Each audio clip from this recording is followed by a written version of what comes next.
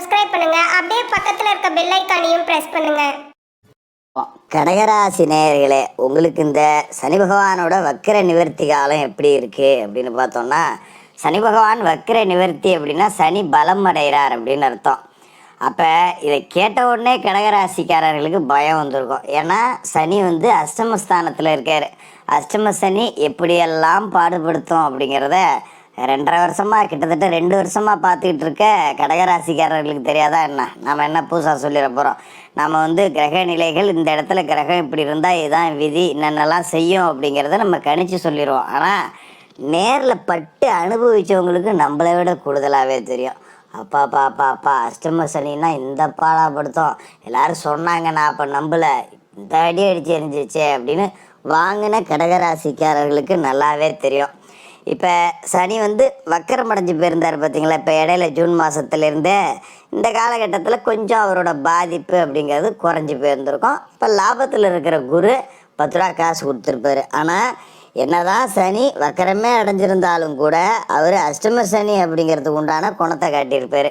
குரு 10 ரூபா பணமே கொடுத்துருந்தாலும் சனி அதை எங்கேயாவது கொண்டு போய் சிக்கலில் தான் விட்டுருப்பார். பணம் வந்துச்சுங்க ஜோசியரை, ஒரு 2 லட்சம் வந்துச்சு, ஒரு 1.5 லட்சம் வந்துச்சு. ஆனால் அந்த பணம் எங்கே போச்சுன்னே தெரியல. அப்படிங்கிற நிலைமையில தான் கடகராசிக்காரர்களோட பொழப்பு ஓடிக்கிட்டு இருக்கு. பணமே வரல, திடீர்னு வந்துச்சு, அதுவும் போன இடமே தெரியல, தேவையில்லாமல் வந்த காசையும் விட்டுவிட்டேன், இனிமேல் என்ன பண்ணுறதுன்னு தெரியல, அஷ்டம சனி இப்படியா பாடுபடுத்தோம் அப்படின்னு பயந்துட்டு இருப்பீங்க. மறுபக்கம் பார்த்தீங்கன்னா பெண்களுக்கு ஆண்களால் பிரச்சனை, ஆண்களுக்கு பெண்களால் பிரச்சனை. கண்டிப்பாக இது நடந்தே இருக்கும். ஏதாவது ஒரு பெண்ணால் பிரச்சனை அப்படிங்கிறது வந்திருக்கும். அது தாயாக இருக்கலாம், தாரமாக இருக்கலாம், தங்கையாக இருக்கலாம், அம்மா, அக்கா, தங்கச்சி, ஏதோ ஒரு உறவில் கூட வேலை செய்கிறவங்க, கூட படிக்கிறவங்க, யாரோ ஒரு வகையில் மாற்று பாலினத்தவரால் பிரச்சனை அப்படிங்கிறத நிச்சயமாக சந்திச்சிருப்பீங்க. இனிமேல் அதெல்லாம் வராது, கவலைப்பட வேணாம். என்ன ஜோசியரை சொல்கிறீங்க, அஷ்டம சனி தான் பலம் அடையுது, மறுபடியும் அந்த பிரச்சனைலாம் வரும்னு தானே நாங்கள் பயந்துக்கிட்டு இருக்கோம் அப்படின்னு? அப்படி கிடையாது.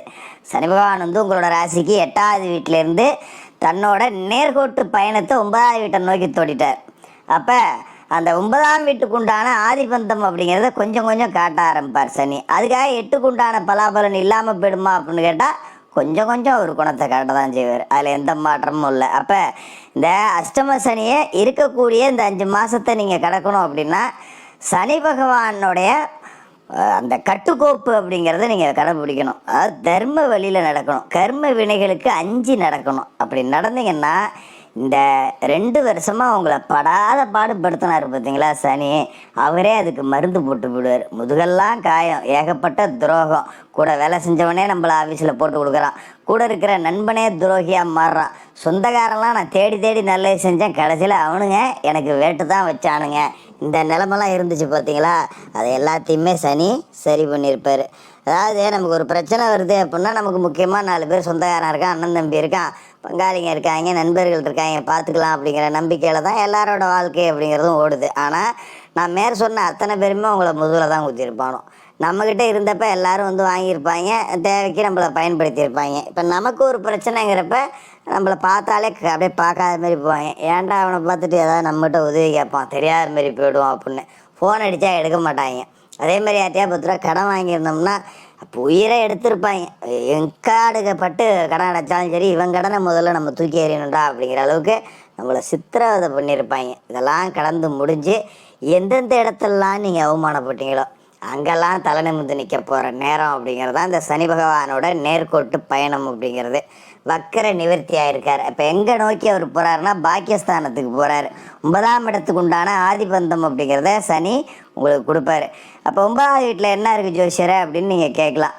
அதாவது 9வது வீடு அப்படிங்கிறது வாய்ப்புகளை உருவாக்கி கொடுப்பார் சனி அப்படிங்கிறது. அதாவது நீங்கள் என்ன துறையில் இருக்கீங்களோ உங்கள் துறையில் சாதிக்கிறதுக்கு உண்டான வாய்ப்பு அப்படிங்கிறது கிடைக்கும். இப்போ ஒரு உதாரணத்துக்கு சொல்கிறோன்னு வச்சிங்களேன், ஒரு சினிமா துறையில் இருக்கீங்க, நல்ல திறமை தான் இருக்குது, ஆனால் இன்னும் வாய்ப்பு கிடைக்கல அப்படின்னு அலைஞ்சிக்கிட்டு இருந்தவங்க, பசி பட்டினி கிடந்துக்கிட்டு இருந்தவங்க, வாய்ப்புக்காக அதை விடவும் முடியாமல் அது பின்னாடியே ஓடிக்கிட்டு இருந்தவங்க, வேறு வேலைக்கும் போக முடியாது, நான் இதை தான் சாதிப்பேன் அப்படின்னு இருந்தவங்களுக்கெல்லாம் இப்போ வாய்ப்பு அப்படிங்கிறது கிடைக்கும்.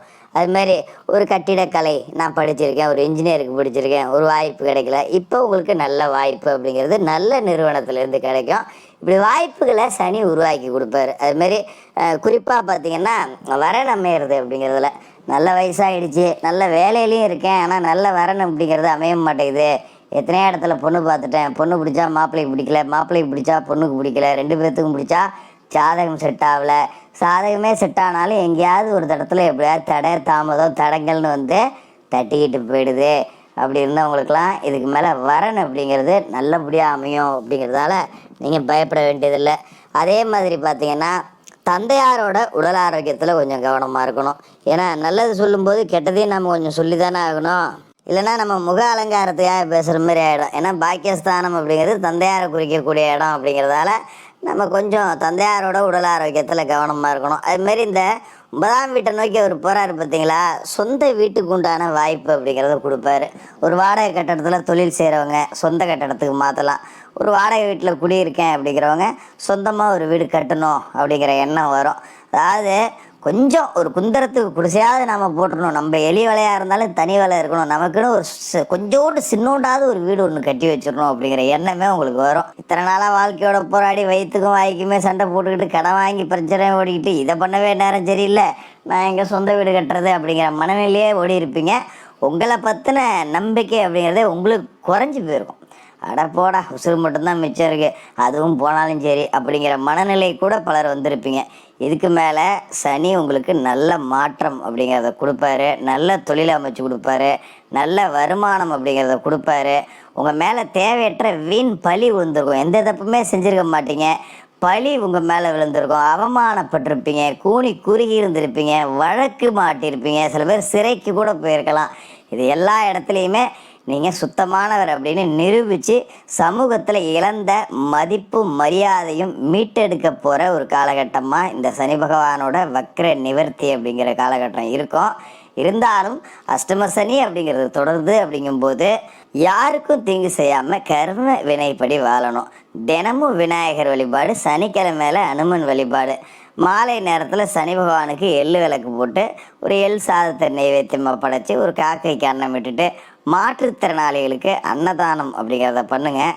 சனிக்கிழமை நேரத்தில் கருப்பு நிற ஆடைகளை அணிஞ்சிக்கிட்டு கருப்பு நிற ஆடைகளை ஒரு 9 ஏழைகளுக்கு தானமாக கொடுங்க. கருப்பு வேட்டையாக இருக்கலாம், கருப்பு சட்டையாக இருக்கலாம், கருப்பு துண்டாக இருக்கலாம், கருப்பு போர்வையாக இருக்கலாம். ஏழைவாழைகளுக்கு 9 பேர்த்துக்கு கருப்பு நிற ஆடை அப்படிங்கிறத தானமாக கொடுங்க. இனிமேல் உங்கள் வாழ்க்கை அப்படிங்கிறது சும்மா அற்புதமான ஒரு மாற்றம் அப்படிங்கிறத கொடுக்கும். இனிமேல் நீங்கள் நல்லா இருப்பீங்க. கடகராசிக்காரர்களுக்கு வாழ்த்துக்கள். மேலும் தகவலுக்கு எங்கள் சேனலை மறக்காமல் சப்ஸ்கிரைப் பண்ணுங்கள். நன்றி.